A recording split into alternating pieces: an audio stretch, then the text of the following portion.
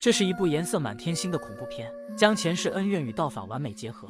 事情还要从几十年前讲起。小日本在我国一栋古宅下进行了惨无人道的实验。多年后，小日本为掩盖罪证，准备从富商于其手中买下古宅，可于其却不太情愿，因为古宅现在由他弟弟玛丽看管，他极其执拗，必然不肯同意。日本代表见状就给于其下药，给他拍了一些照片，寄到了家里。打开后全是昨天跟秘书的合照。随后日本代表打来电话，说购房成功后会给于其5000万作为投资，箭在弦上不得不发。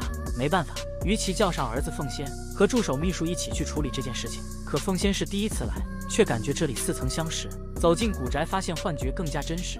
三人在客厅分开，各自去寻找房间。这时凤仙再次出现幻觉，似乎自己在这里住过一样。晚上众人在吃饭时，助手提起了卖房的事情，不料二叔非常生气，直接撂挑子不干了，说除非自己死，否则别想打这栋古宅的主意。说罢便拂袖离去。助手也不明白小日本为啥非要买这栋古宅。这时秘书却说，这栋房子好邪门，向西面海运数极低，屋形成六角，专门被鬼搞。这栋房子所在的位置极其容易招鬼。凤仙在听到秘书的话，心里开始坐立不安。到了深夜，房间里突然传出清脆悦耳的歌声，凤仙闻声而去，在角落箱子内发现一幅相框。凤仙只是看了一眼，便彻底爱上了照片中的女子，随后竟不自觉地跳起了舞。而这一切恰好被秘书和助手看到。哇！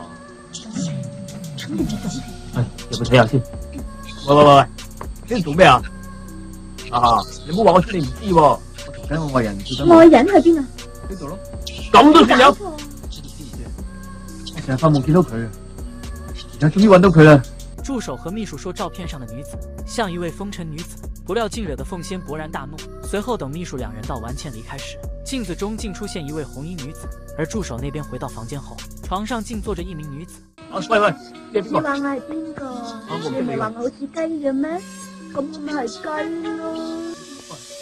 咁你講啊，你係咪唔中意我？好舒服咧。助手嚇得慌忙逃竄，這時女鬼從身後飄過，幸好二叔突然出現，讓他趕緊回房間去睡覺，這才逃過一劫。第二天，小日本來此，想要將這棟古宅買下，以此來掩蓋當年小日本犯下的罪證。可二叔死活不賣。唔好講啦，想買呢間總屋，除非你殺咗我啦。與此同時，日本財團代表正給於其施壓，為了將逆風局變成順風局，於其讓自己的秘書去勾引對方。不過咱說實話，找誰不好找個男人婆，對方能有反應才怪。到了晚上，鳳仙做起噩夢，夢到小鬼子正在追殺民女，而女人和照片上的一模一樣。次日醒來，鳳仙感覺古宅有問題，於是便拿着照片去找父親於其。我個樣係咪好似阿爺？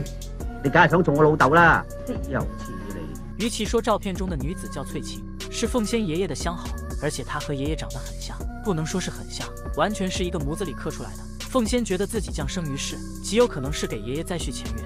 而另一邊，秘書為了完成購房任務，竟然準備犧牲自己，為月底衝業績也是沒水了。秘書眉目含情，很快便將小日子迷得不要不要的。就在關鍵時刻，女鬼突然附身在秘書身上，將小鬼子暴揍一頓。知你有咩居心，你亦都唔使同我解釋啦。呢單生意冇啲驚啦，晒啦，彎晒啦，呢單嘢俾你搞彎晒啦。呢間屋真係唔賣得。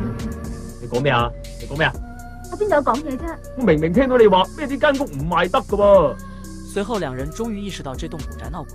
另一邊，鳳仙徹底被女鬼給迷住了，幻想自己就是爺爺，竟然跑過去和女鬼約會去了。而這一幕恰好被助手看到，這個小伙被女鬼迷住，可女鬼卻是他爺爺的相好。原來女鬼翠琴生前是個歌姬，被爺爺看上後準備娶她為妻，家裡人不同意，只因她在酒吧中賣唱，爺爺一氣之下就帶着翠琴私奔了。不料世事無常，翠琴被小鬼子抓走，最後被折磨致死。而古宅中就藏着小鬼子做實驗的秘密。晚上，助手和秘書相繼做起噩夢，兩人一起來到山洞中，看到一間詭異的實驗室，裡面擺滿了各種刑具和實驗器材，並且時不時傳出女人的哭聲。兩人在桌子上發現一本日記，裡面都是小鬼子犯罪的證據。這時突然出現一群小鬼子，秘書被拉去做實驗，而助手則被一刀999。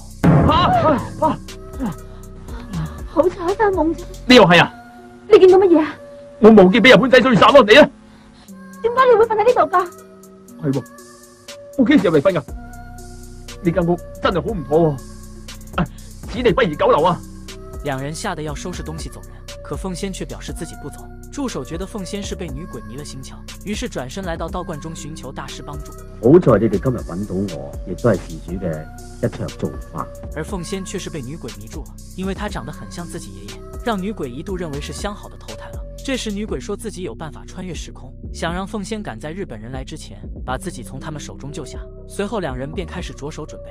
与此同时，道士已经被助手请回来，女鬼感应到后冲了出来，她劝道士不要多管闲事，而道士也是个暴脾气，上去就拿桃木剑戳女鬼心疤。由于斗法过程福利太多，在这里小编就替大家看了。最后道士被女鬼干掉后，凤仙也成功穿越到过去，可还是没能救下翠琴，自己反而被小鬼子抓去做实验。危急时刻，女鬼施法救下凤仙回到现实，最后凤仙才明白古宅中藏有日本人的罪证。就在这时，日本人也赶到了山洞内，准备强行抢走笔记本。好在二叔及时带领警察赶来，古宅这才得以留存下来。